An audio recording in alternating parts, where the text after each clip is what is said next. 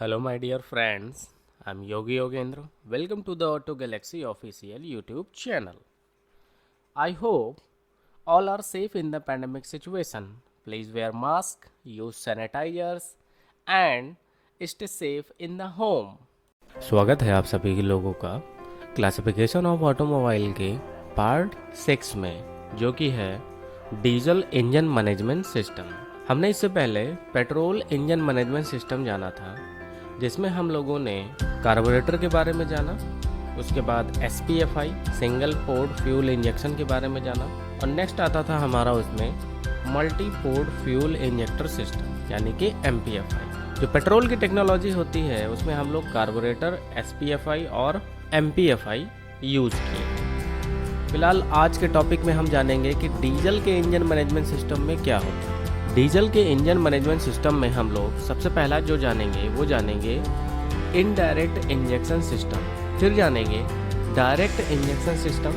अब direct injection system के बारे में कुछ ओवरव्यू होते हैं, उनके बारे में जानेंगे। फिर उसके बाद हम लोग जानेंगे डीजल डायरेक्ट इंजेक्शन सिस्टम क्या होता है। ये सभी अपने स्टेप वाइज एक न्यू टेक्नोलॉजी है, जिसमें सबसे पुरानी जो टेक्नोलॉजी है वो है हमारी indirect injection system. Indirect injection system. In this old system, the diesel is injected into a small chamber above piston. The diesel initially burn in the chamber. This helps to reduce the engine noise, but is not very fuel efficient.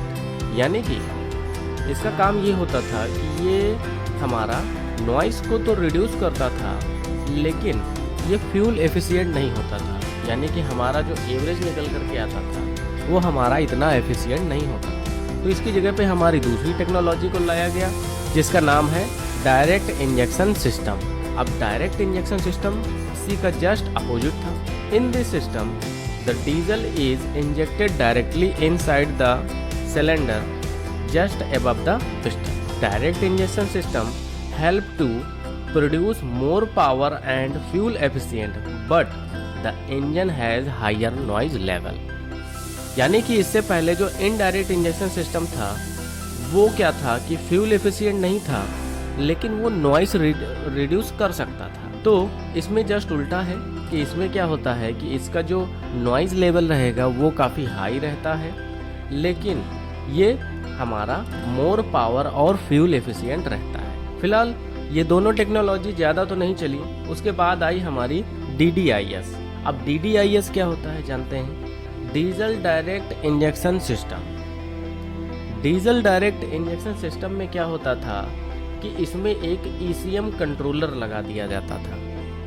अब ECM controller का काम ये होता था कि ये एक common rail के थ्रू से जाती थी और सभी पिस्टन के जस्ट ऊपर अलग अलग 4 पोर्ट दिए जाते थे। अगर 4 पिस्टन का इंजन है तो उसमें एक ECM कंट्रोलर लगा दिया जाता था, जिससे ये होता था कि कितना फ्यूल किस पिस्टन वाले उस पर डालना है वो हमारा ECM के थ्रू से जाता था, ना ज़्यादा ना कम, और फुल्ली प्रेशराइज्ड के साथ जाता था। इससे जितना जिस चैम्बर में जाना चाहिए फ्यूल उतना ही जाता था और वो उसी हिसाब से बर्न होता था।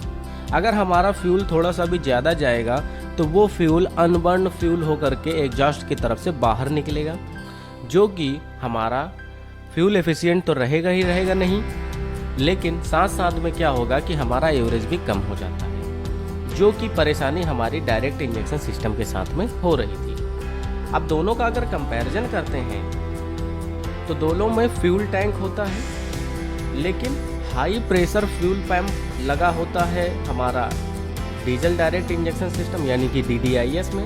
लेकिन इसमें क्या होता था कि डायरेक्ट इंजेक्शन सिस्टम में कि लो प्रेशर फ्यूल पंप ही यूज़ किया जाता था और इनका पोर्ट अलग अलग दिया जाता था और इसमें कोई भी ECM कंट्रोल नहीं दिया जाता था। इसी के साथ में जो हमारा DDIS होता है, इसमें भी क्या होता है कि एक पंप तो लगा होता है, लेकिन वो हाई प्रेशर फ्यूल पंप होता है। ये एक कॉमन रेल के थ्रू से 4 अलग अलग पोर्ट के साथ जुड़ा हुआ होता था।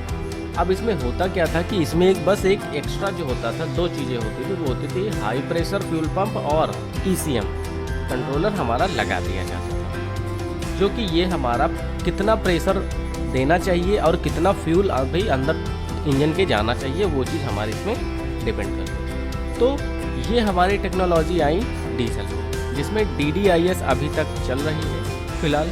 पेट्रोल का मैनेजमेंट सिस्टम और डीजल का मैनेजमेंट सिस्टम आप लोग जान ही गए होंगे। इसके अदरवाइज़ भी बहुत सारे टेक्नोलॉजी जो यूज़ होती है वो हम किसी नेक्स्ट पार्ट में लेकर के आएंगे। उसमें हम आपको सेम टेक्नोलॉजी की कंपनियां जो अलग अलग तरह से यूज़ करती हैं उनके बारे में हम आपको बताएंगे इसमें। धन्यवाद।